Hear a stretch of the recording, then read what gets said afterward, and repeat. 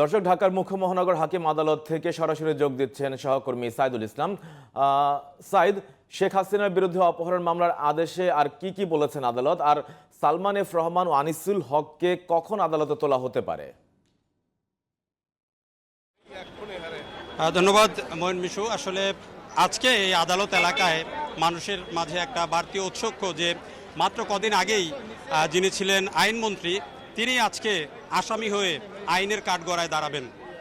আর একই সাথে অন্যতম প্রভাবশালী ব্যক্তি যিনি সালমান এফ রহমান, সাবেক প্রধানমন্ত্রী শেখ হাসিনার বেসরকারি খাত বিষয়ক উপদেষ্টা, তিনিও আজকে আসামি হয়ে আইনের কাঠগড়ায় আসবেন। সে কারণে আমরা দেখছি যে এই যে জজকোর্ট এলাকা, সেই এলাকায় কিন্তু সাধারণ মানুষের মধ্যে নানা রকমের আলোচনা, নানা রকমের ঔৎসুক্য, তাদের মধ্যে এক ধরনের আলাদা উৎসাহ, সেটি কিন্তু আমরা দেখতে পাচ্ছি। নানানজন নানা রকমের কথাবার্তা বলছেন, যদিও ঠিক কখন আনা হবে তাদেরকে সে বিষয়ে এখন পর্যন্ত সুনির্দিষ্টভাবে বলা হয়নি। তারা এখন ডিবি কার্যালয়ে আছেন, হয়তো 2টার পর আনা হবে তাদেরকে, এমন একটা তথ্য আমরা পেয়েছি।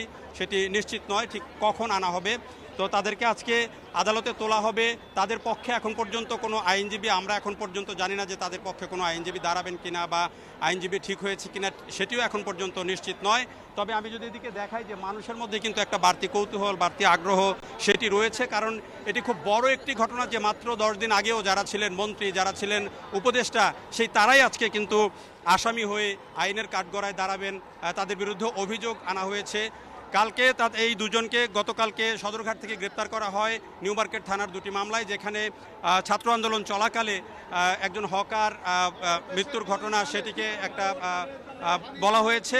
এর বাইরে আরও 2-1টি মামলা আছে। ঠিক কোন মামলায় সুনির্দিষ্টভাবে তাদেরকে গ্রেপ্তার করা হয়েছে সেটি কিন্তু যখন আদালত শুরু হবে, তাদেরকে উপস্থাপন করা হবে, তখন কিন্তু পরিষ্কারভাবে বোঝা যাবে। এখন আমরা যেটি দেখছি যে এখানে যদিও স্বাভাবিক সময়ে এই ধরনের বলা যায় যে উচ্চ লেভেলের যেই ব্যক্তিগণ তারা যখন আসামি হয়ে আসেন, যে ধরনের সিকিউরিটি কোর্ট এলাকায় থাকে সেটি আমরা দেখছি না, কারণ পুলিশের স্বাভাবিক যে কার্যক্রম সেটি এখনও পর্যন্ত কিন্তু শুরু হয়নি। তারপরে আমরা দেখছি যে নিরাপত্তা ব্যবস্থা কিছুটা জোরদার করা হয়েছে। এখানে বিজিবির কিছু সদস্য এসেছেন, পুলিশের কিছু সদস্য রয়েছেন।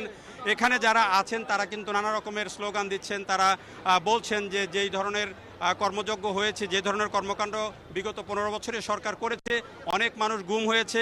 আরেকটি তথ্য দেওয়া দরকার, যেটি আমরা সংবাদেও দেখিয়েছি, যে গুম হওয়া একজন আইনজীবী উত্তরা থেকে তিনি একটি মামলা করেছেন শেখ হাসিনা সহ 26 জনের বিরুদ্ধে, যেখানে পুলিশের সাবেক আইজি, র্যাবের সাবেক ডিজি, প্রধানমন্ত্রী শেখ হাসিনা, স্বরাষ্ট্রমন্ত্রী সাবেক, তাদের বিরুদ্ধে মোট 26 জনের বিরুদ্ধে মামলা করা হয়েছে।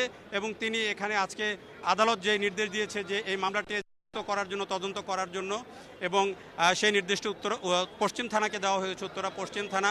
তো সব মিলিয়ে আসলে এখন সবাই এখানে আগ্রহ নিয়ে অপেক্ষা করছেন যে এই যে 2জন সালমান এফ রহমান এবং আনিসুল হক, তাদেরকে কখন আদালতে আনা হয় এবং আনার পরে আদালত কী নির্দেশ দেয়, বা তাদের পক্ষে কোনো আইনজীবী দাঁড়ান কিনা, তাদের জামিন চাওয়া হয় কিনা। পুলিশের পক্ষ থেকে বলা হয়েছে 7 দিনের রিমান্ড চাওয়া হবে, যতটুকু তথ্য আমরা চেয়েছি। তো সব মিলিয়ে যখন উপস্থাপন করা হবে, তাদেরকে আদালতে আনা হবে, তখন নিশ্চয়ই আমরা জিটিভির মাধ্যমে দর্শকদেরকে সেসব তথ্য জানিয়ে দেব। আপনাকে ধন্যবাদ।